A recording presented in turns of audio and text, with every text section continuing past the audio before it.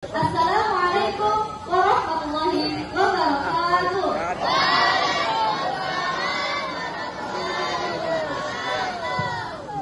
Selamat pagi dan salam sejahtera. Perkenalkan, nama saya Raisa Kanaya Putri Harahap dari kelas 84. Di sini saya akan menyampaikan pidato dengan tema proses sebelum hasil yang berjudul Di Balik Proses Yang Tak Terlihat. Yang saya hormati pendiri Yayasan Pendidikan SMP SMA Islam Plus Al-Fatih, Buya Haji Tasim MSD. Yang saya hormati Kepala Sekolah SMP Islam Plus Al-Fatih beserta Wakil Mudir Syabaruddin Ahmad dan Mualim Khairul Basri. Yang saya hormati para mualim dan mualimah, dan yang saya sayangi dan saya banggakan kakak, abang, adik serta teman-teman saya sekalian. Tak lupa kita panjatkan puji dan syukur kepada Allah Subhanahu wa Ta'ala karena karunia-Nya kita dapat berkumpul pada pagi cerah ini dengan kondisi yang sehat dan semangat.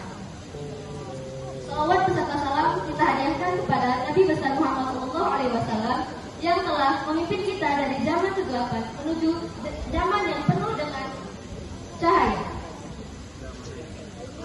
Pidato yang akan saya bawakan berjudul Proses Yang Tak Terlihat. Hadirin yang saya hormati, saya berdiri di sini bukan sebagai seseorang yang telah mencapai segalanya, tapi sebagai seseorang yang pernah tersesat di dalam sebuah proses yang rumit, yang pernah jatuh dan memaksa diri untuk bangkit, meski lutut masih bergetar dan hati masih luka. Kita hidup di zaman yang mendewakan hasil. Segalanya dipamerkan dalam hasil akhir. Medali, gelar, prestasi dan pencapaian. Tetapi jarang sekali kita diperbolehkan untuk melihat ke belakang, ke proses yang penuh luka, ke malam-malam sunyi yang penuh dengan kegelisahan, ke keputusan-keputusan kecil yang tampak remeh tapi menentukan arah hidup seseorang. Saya ingin berbicara kepada kita semua tentang proses. Sebab proses adalah hal yang paling setia. Ia mungkin tidak cepat, tidak indah, bahkan terkadang menyakitkan. Tapi ia tidak pernah berkhianat. Ia tidak berteriak, tidak pamer, tapi ia mencetak karakter. Ada satu hal yang saya pelajari dari proses, bahwa terkadang kita harus bersedia untuk berjalan tanpa tepuk tangan, bekerja tanpa sorotan, dan berjuang tanpa tahu kapan ujungnya. Dari situlah nilai dari sebuah perjalanan ditentukan. Bukan dari cepatnya kita sampai, tapi dari seberapa setia kita melangkah meskipun tidak ada yang melihat. Teman-teman sekalian, di balik hasil yang kita kagumi, hampir selalu ada reruntuhan kegagalan yang dilalui.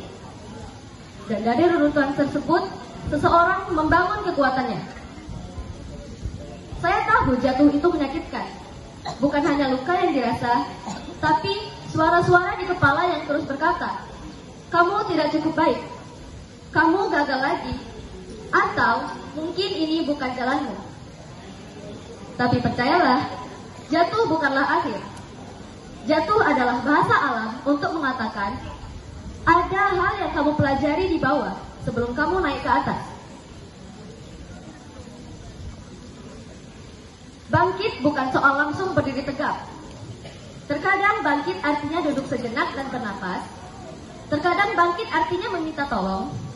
Terkadang bangkit artinya bertahan untuk satu hari lagi. Tidak apa-apa, yang penting adalah tidak menyerah untuk terus mencoba.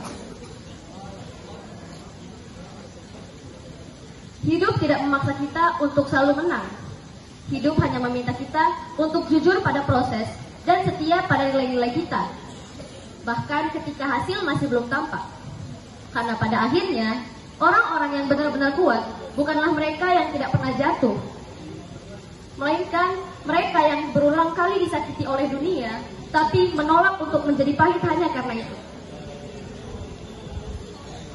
Hadirin yang saya hormati, jika saat ini kita sedang berada di titik rendah dan sedang berada di dalam proses yang rumit, maka ingatlah ini, bahwa terkadang jalan yang paling berliku menuju tempat yang paling indah. Jangan menyerah hanya karena sekarang masih gelap. Karena fajar datang bukan karena kita bisa melihatnya, tetapi karena kita bersedia menunggu. Dan bila kita jatuh, maka jatuhlah dengan anggun, tapi bangkitlah dengan tekad yang tak bisa ditawar. Karena kita diciptakan bukan untuk menyerah di tengah cerita, tapi kita diciptakan untuk menghadapinya dengan keberanian. Semoga pidato yang saya sampaikan pada hari ini dapat memotivasi kita semua untuk terus mencoba dan mencoba kembali, meskipun kita sedang berada di fase yang sangat sulit. Jika ada kesalahan, mohon dimaafkan karena saya juga hanya manusia yang sedang mencoba. Jika ada kelebihan, maka itu murni dari Allah Subhanahu wa Ta'ala. Saya ucapkan terima kasih karena sudah meluangkan waktu dan perhatiannya. Saya Raisa Karia Putri Harahap, mohon izin undur diri. Wabillahi taufiq wal hidayah. Wassalamualaikum warahmatullahi wabarakatuh.